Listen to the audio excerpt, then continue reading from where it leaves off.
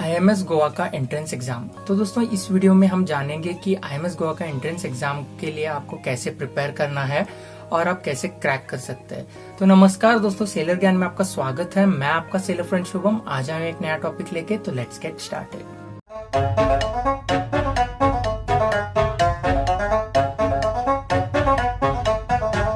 दोस्तों जो section 1 part होता है उसमें दोस्तों आपको 30 मिनट्स में 50 क्वेश्चंस आंसर करने होते हैं और इसमें आपको मोस्टली मैकेनिकल एप्टीट्यूड और दोस्तों जो स्पेशल एप्टीट्यूड आएगा।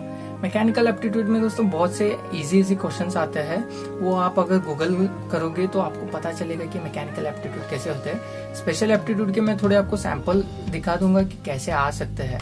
तो इसमें आपको मोस्टली फोकस करना होता है गियर्स पे और क्यूब और स्प्रिंग, पुली, ये सब क्वेश्चंस में आपको बहुत फोकस करना होता है। दोस्तों अगर मुझे पूछे तो मुझे क्यूब्स के अराउंड 10 to 15 क्वेश्चंस आए थे और गियर्स के भी 4 से 5 क्वेश्चंस आए थे। तो दोस्तों आप इस पे ज्यादा फोकस कीजिए क्योंकि इससे ज्यादा क्वेश्चंस आ सकते हैं और आपके पासिंग मार्क्स ज्यादा बढ़ सकते हैं। तो दोस्तों इसके बाद में हम बात करते हैं सेक्शन बी, जो पार्ट बी है, उसमें क्या होता है। तो दोस्तों उसमें होता है आपका इंजीनियरिंग नॉलेज, इंग्लिश और जनरल नॉलेज। तो दोस्तों इंजीनियरिंग नॉलेज में मैं आपको कहना चाहता हूँ कि जो भी आपने आपका 4 इयर्स में मैकेनिकल इंजीनियरिंग में जो भी सीखा है, जो भी कोर है, जो FM, ATD, BTD, तो दोस्तों इसमें आपको साइकिल्स या फिर टर्बाइंस, कंप्रेसर, इसके सब बेसिक लॉज वो सब पढ़ लेने होते हैं दोस्तों। तो इनमें से कुछ आ सकता है आपको, इवन लेथ मशीन या फिर उसके रिलेटेड कोई भी फाउंड्री, फोर्जिंग, इन सब के क्वेश्चंस आ सकते हैं दोस्तों।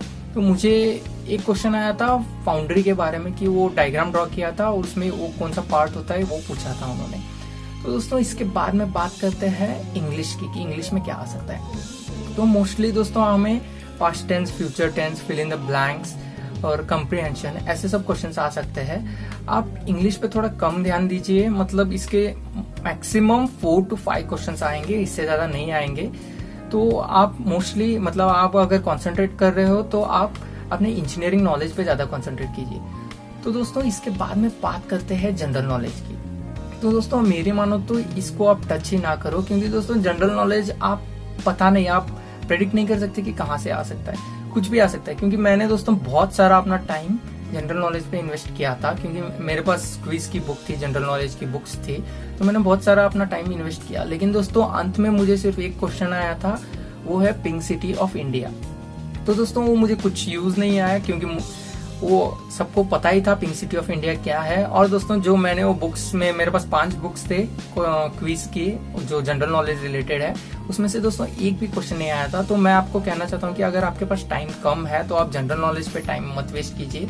जो भी आपको जितना भी जनरल नॉलेज आता है उसी में से अगर आया तो लक, या फिर 1-2 क्वेश्चंस मैक्स टू मैक्स आएंगे। तो दोस्तों मैं आपको कहना चाहता हूँ कि आप बहुत सारा अपना फोकस स्पेशल और मैकेनिकल एप्टीट्यूड में डालिए, क्योंकि दोस्तों स्पेशल एप्टीट्यूड ज्यादा वेटेज रहेगा उसका, मतलब आपको जो एग्जाम में क्वेश्चंस आएंगे वो स्पेशल एप्टीट्यूड में से ही आएंगे ज्यादा से ज्यादा। तो दोस्तों आप उस पर ज्यादा ध्यान दीजिए, आप इंग्लिश पे, जनरल नॉलेज पे उतना ज्यादा ध्यान मत दीजिए। तो दोस्तों इसके बाद में बात करते हैं साइकोमेट्री की, कि साइकोमेट्री क्या होता है। तो दोस्तों बेसिकली साइकोमेट्री वो ऐसे क्वेश्चन पूछते हैं कि उसका आंसर दोस्तों ट्रू भी नहीं होता, फॉल्स भी नहीं होता, वो आपके माइंड पे होता है कि आप कैसे थिंक करते हो। वो पर्सन टू पर्सन वेरी करता है कि क्या क्वेश्चन का आंसर होता है। लेकिन दोस्तों आप ट्राई कीजिए कि आप डिप्लोमेटिक आंसर दे, ऐसे नहीं कि स्ट्रांगली एग्री या फिर स्ट्रांगली डिसएग्री। क्योंकि दोस्तों क्या होता है कि थोड़े लोग हैं जो स्ट्रांगली एग्री दे देते हैं या फिर स्ट्रांगली डिसएग्री देते हैं, लेकिन वो आगे वाले बंदे के पर्सपेक्टिव में वो आंसर उल्टा हो जाता है। तो दोस्तों ये क्या होता है कि जो साइकोमेट्री में होता है कि जब आप दोगे एग्जाम तो उसके बाद में दोस्तों कंप्यूटराइज वो सभी आपके आंसर्स को ले लेता है और उससे ग्राफ बनाता है कि आपका माइंड कैसे काम करता है। तो दोस्तों एक ध्यान में रखिए कि साइकोमेट्री का आप अच्छे से प्रिपेयर करके जाइए, क्योंकि मैंने देखा है बहुत लोगों को वो बाकी सब तो क्लियर करते हैं लेकिन साइकोमेट्री में वो फेल हो जाते हैं, इसके कारण उसको फिर से नेक्स्ट टाइम अटेम्प्ट करना पड़ता है। और दोस्तों IMS गोवा का एक ये साइकोमेट्री का एक रूल है कि आपको 50 to 60 मिनट्स के अंदर आपको सभी क्वेश्चंस अटेम्प्ट करने हैं और उसके बाद में सबमिट करना है। अगर आपने एक भी क्वेश्चन अगर छोड़ दिया साइकोमेट्री में तो दोस्तों आपका वो पेपर नल हो जाएगा और आपको फिर से गोवा जाके, IMS गोवा में जाके आपको फिर से 1,500 रुपए भर के साइकोमेट्री का टेस्ट देना पड़ेगा। तो दोस्तों ये रूल के अनुसार आप जान सकते हो, आप समझ सकते हो कि ये कितना इंपॉर्टेंट है साइकोमेट्री। तो दोस्तों आप इक्वली फोकस करें। तो दोस्तों चलिए अब थोड़े सैंपल क्वेश्चंस को देखते हैं स्क्रीन पे, उसके बाद में मैं आपको बताऊंगा।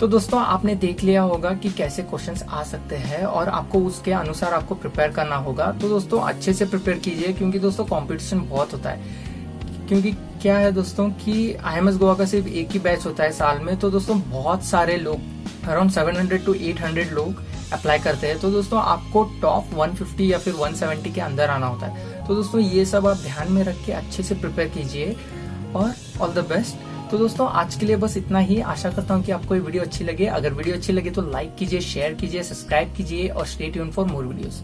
Thank you.